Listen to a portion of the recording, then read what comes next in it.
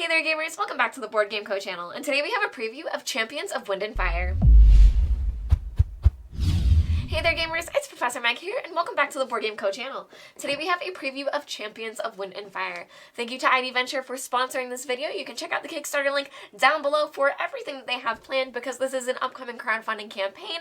And that being said, everything that you see in front of me is all rules, components, and things like that subject to change. This is not the final version. Now that being said, Champions of Wind and Fire is going to be a competitive game for 2 to 4 players where you are building out your different dragons. So you are using all of the elements around you within your training grounds and your elemental pyramid, and between those two different areas, you're trying to make your dragons as strong as possible within 3 different tournaments because you're preparing them for the different types of tournaments that they can fight in. So you're trying to make them both strongest in their head, their wings, and their tail for the different things that they will be tested against, but also all of the different magical elements that you are able to accrue along the way are going to help support your dragon.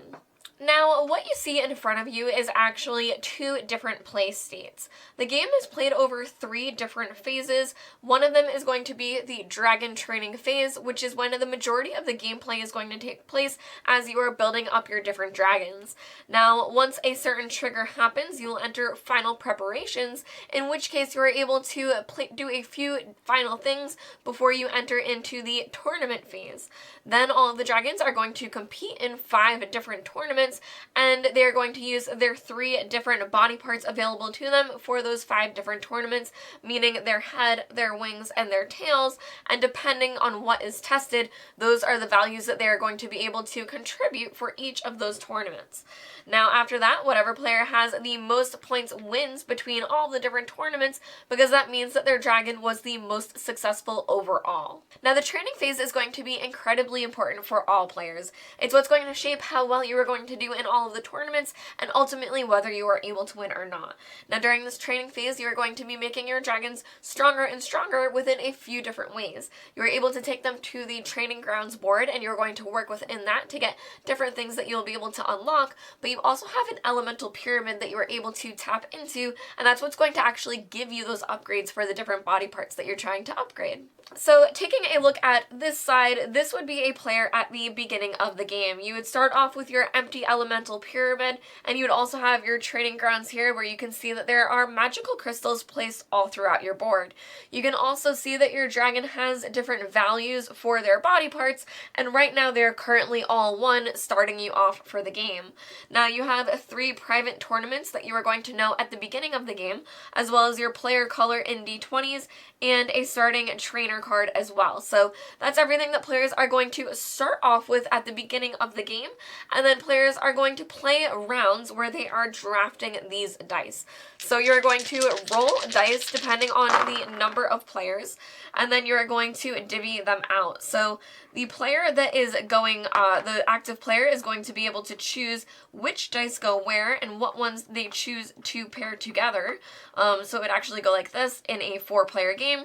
Depending on the number of players, the dice will be divvied out differently, but basically you always have 1 extra option, meaning that if you were the 4th player, you would still have an option between 2 different dice pools for what you would choose to take. So this is an example of how these may be set up at the beginning. I think actually someone would do this instead because these black gems are actually bad for you. But at the beginning of each round, these dice are going to be rolled, and then players are going to take turns in turn order, drafting them for the elements that they are going to provide. So for example, this purple element here, you are able to draft and then use either in your training grounds or your elemental pyramid. If you use it in your training grounds, you are able to remove the corresponding gem that goes with that color and place it down here into your elemental board. You are then unlocking more power, but you are also uncovering these different areas. Because as you can see over here, a player that is a bit later in the game, as they have removed some of these crystals, whenever you remove a crystal between 2 connection points, you are able to get that special ability. So you can see here where this white crystal was removed and the green crystal was removed, this player was able to use this ability, which is gaining a gold coin. Now gold coins are going to be additional power that you are able to add to your dragons, but you can see where this one is not yet covered because this yellow gem has not yet been taken for this player. Now, instead, if a player should choose to place it down here in their elemental pyramid, they would take a corresponding tile and they would be able to place it into that area. So here, this is one of the purple ones, which is a gem, and you would be able to place it there in your pyramid, stocking it for later. Now over here, you can see that this player has gained quite a few of these tiles at this point, and they've actually upgraded their different dragon parts. So they have a 7 head up here, which is worth 7 power, meaning that when they compete in the different tournaments, that's already contributing 7 toward the head area. But we've also upgraded our bottom, the tail, which is a 4. It's going to be a strength 4. So we're going to get into what these black gems mean in a moment and what your actual strength would be. But in order to play these upgrades, a player on their turn would be able to upgrade 1 part per turn, and they would flip over the corresponding shape of what you see here on the different body parts. So for example, for this simple bottom, it was 4 in a row, where you can see these 4 green in a row were flipped over to be able to pay for that and upgrade that area. But the advanced ones are going to be shapes that are a little bit harder to do. So for example, you can see that this head was that 5 shape over here, and you are able to flip it and maneuver around so you can see where it was paid for here in this area. Now, a reason players may want to hold on to the different elements is because you are going to be competing within the different tournaments. So depending on the elements that are relevant to them, they may choose to hold on to certain elements and use that flipping area in other places instead. Now, placing tiles into your elemental pyramid is going to be very, very important, because these are the pieces that you're going to be flipping over when you go to pay for your different upgrades for your dragon body parts. Now, that being said, later in the tournament phase, you'll also be able to flip over any that you haven't yet used to be able to add to that particular element that is being tested in the tournament. Now, another thing that can be very important is that you can tell from the shape of the pyramid that some elements are more rare than others. Once you complete an entire row within that pyramid, that's when you get the coin that is to the left of it, and that will add even more power to your dragon. So that's an incentive for players to want to fill in their different pyramids, because once you are doing so, you are gaining coins to get stronger and stronger. Now, that being said, the final round is going to trigger when the first player upgrades their 3rd body part. So once you upgrade a body part, you are not able to upgrade it again. If you choose a simple one, you are not able to move on and also get an advanced one. As soon as you upgrade one particular part, you are done. So once a player has upgraded all 3 of their body parts, that will trigger the final round. Now, players will continue that final round in turn order, going clockwise, and then after that, the final preparation phase will begin before the tournament phase. Now, I can't stress enough how important this training phase is going to be, because you're going to have a huge decision to make. You're going to want to be placing tiles into your elemental pyramid because you're going to want to upgrade your dragon. Because these tiles that you are gaining do descend in the number of power that they are able to give. So for example, these wings here are giving you 8 power, but as you go lower, they are giving 7 and then 6 power. So you want to be the first to get to those different body upgrades that you are working toward, because they're going to give you more points if you're the player that gets there first. So working toward your elemental pyramid is going to be really, really important, because you're going to need that to flip the tiles over to be able to purchase these upgrades. That being said, the training ground is so powerful. It provides these additional actions that you're going to be able to math out and maneuver with what you want to unlock depending on the gems that you are going to be able to take out of that area. So once you start using the training ground a lot to your advantage, you're going to realize that there are a lot of actions that are very useful there that you may choose to buff up that area specifically before moving on to your elemental pyramid, because sometimes it will even give you these tokens that you are able to place into that area. So it's very, very tricky deciding which ones you're going to use where for the different magical elements that you're drafting, because you really have to choose where you're going to spend them and which things you want to try to race towards first. Now, finally, players also have their trainers, and their trainers have tasks which will also award you gold coins, which will be additional power you are able to set to your dragon. So, for example, for this one, they want to have unlocked these 3 different elements, and once they do so, they are able to gain 2 coins. So they are still missing the fire element, meaning that if they were able to draft a fire eventually, they would be able to remove this from here, play it down to over here, and then be able to fulfill their trainer task for those 2 gold. Now, looking over here at your dragon, you have the black crystals as well as the gold.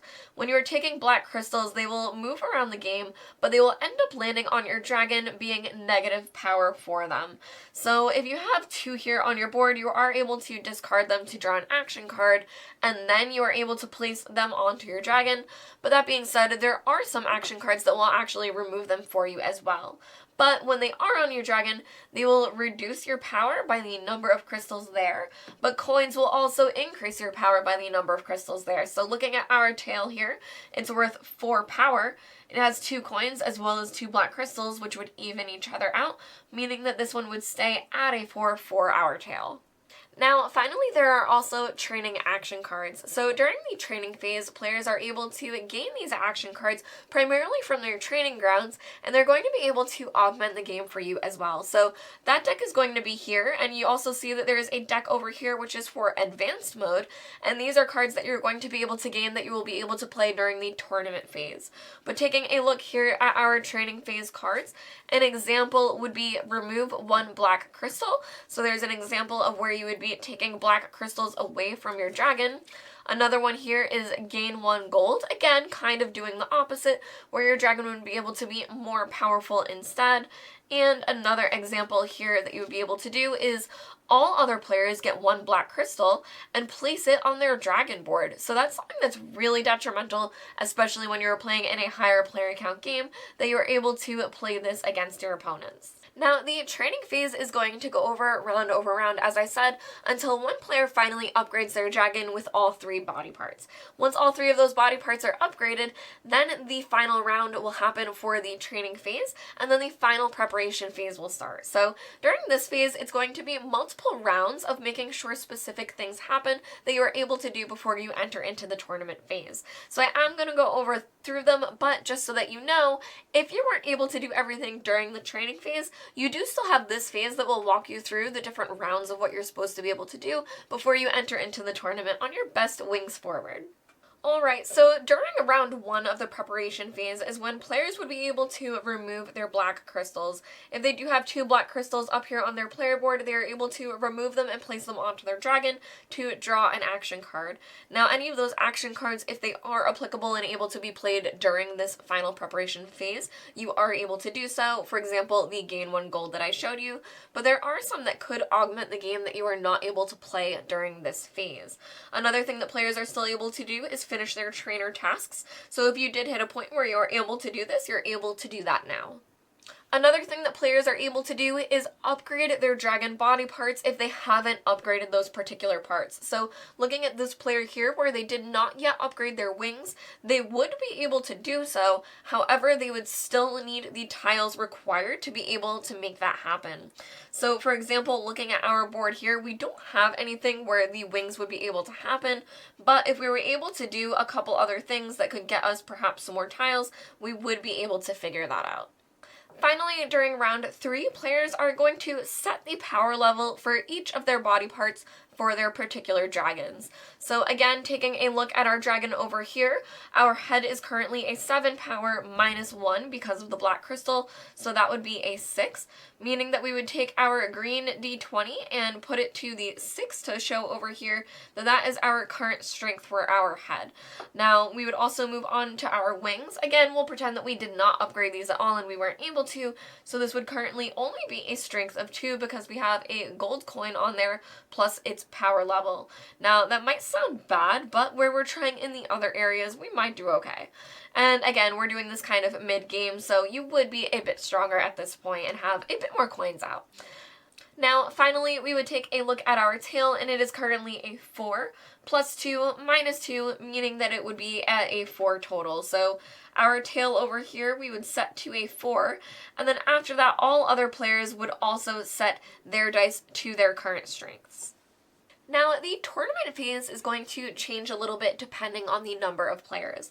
Players are always going to play through 5 different tournaments, but depending on the number of players, that's how many different personal or public tournaments that you're going to go through. So what I'm currently going to walk you through is what you would do if you're playing with 4 players, but just know that this part can be a little bit different depending on the number of players that you're playing with. Now here you can see that I have set the head, wings, and tail power amounts for the different 4 players that would be playing at the table.